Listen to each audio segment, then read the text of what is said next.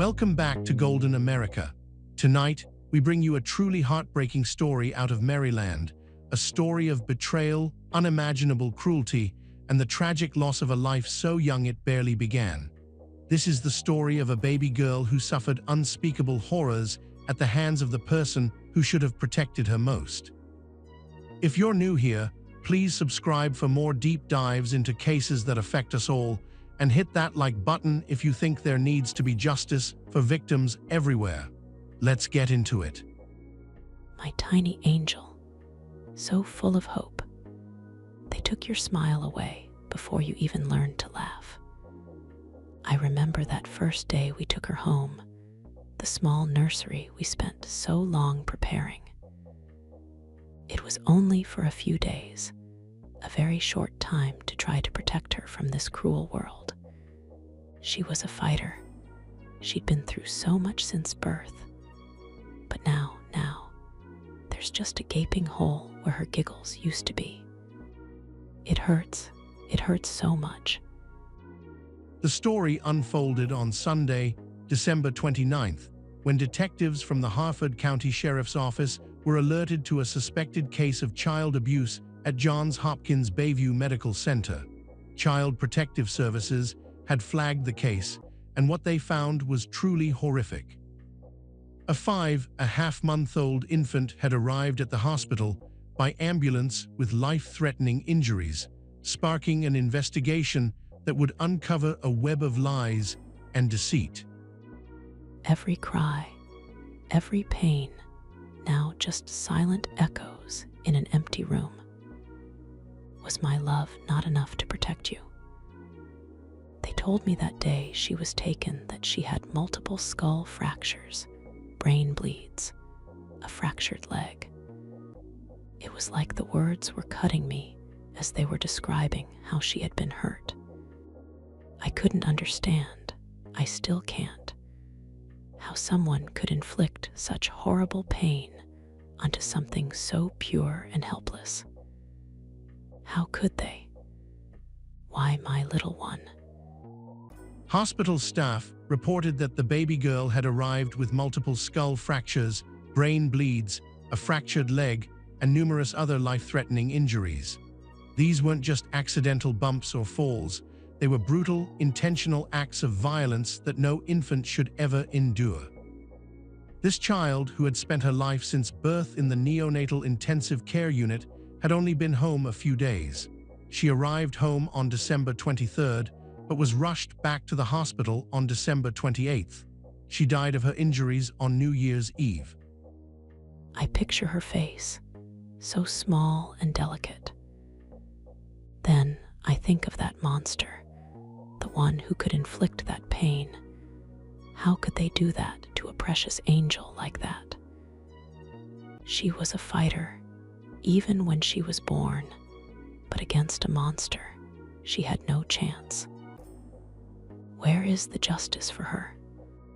Every parent's worst nightmare is thinking they cannot protect their kids from this cruel world. But to learn that they were hurt by the one they trusted the most is beyond a nightmare. As detectives began their investigation, they were met with a series of inconsistent accounts of how the infant sustained her injuries. Her mother, 32-year-old Maya Dennis, told police that one of her children was running in the home and accidentally fell on the victim. This claim seemed improbable, given the severity of the infant's injuries. Then, when authorities issued a search warrant for her phones, they found something far more incriminating. A fall. How dare she? That is not the pain that my little one went through. This woman, this monster, dared to lie to everyone. She even lied to the authorities. I know now she sent texts where she blamed the hospital and the NICU for all those injuries. Those are lies. Plain lies. The deceitful narrative she tried to create to protect herself makes me sick. It is just unbelievable that a mother, the one who should love the most, could so easily lie about the harm she inflicted.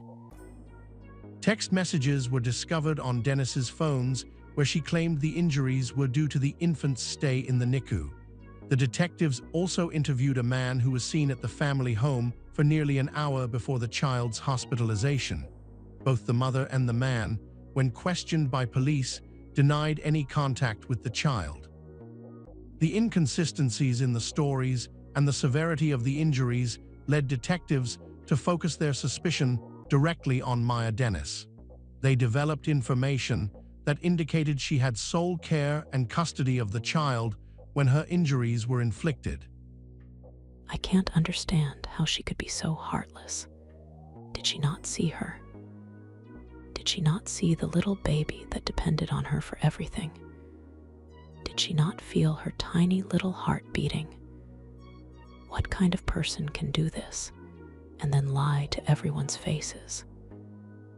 The pain, the suffering, it's all laid bare, and she had the nerve to create a fabricated story and act like she was innocent. It's disgusting. I feel such an overwhelming need for justice for my sweet girl. The Harford County Sheriff's Office stated that during the investigation, they had developed information that indicated Dennis had sole care and custody of the child when her injuries were inflicted. The press release stated that Dennis had been charged with first-degree murder and first-degree child abuse after making statements indicating she was responsible for the now fatal injuries. The investigation is ongoing, but Maya Dennis has been arrested and transported to the Harford County Detention Center. First-degree murder, child abuse. Good, she deserves it. My blood boils just thinking about her.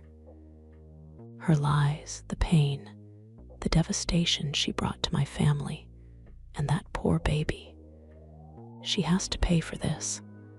My beautiful baby never got a chance to live, and now this woman gets to go and live and eat and see the sun. It's not fair. It will never be fair. I'm in such pain, but at least she was finally brought to justice. This monster needs to suffer for the rest of her life, just as she made my baby suffer in her short life.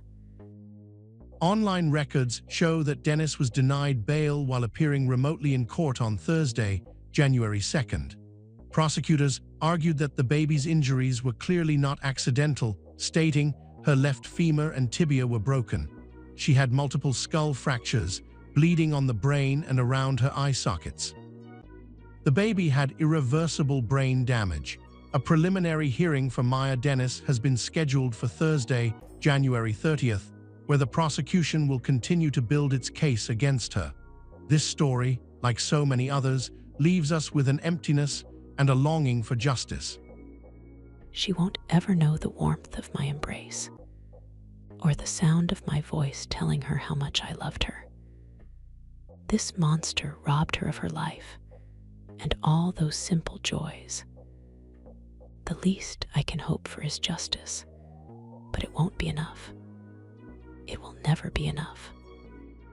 The loss of any child is a tragedy, but this case hits especially hard due to the sheer brutality and deception.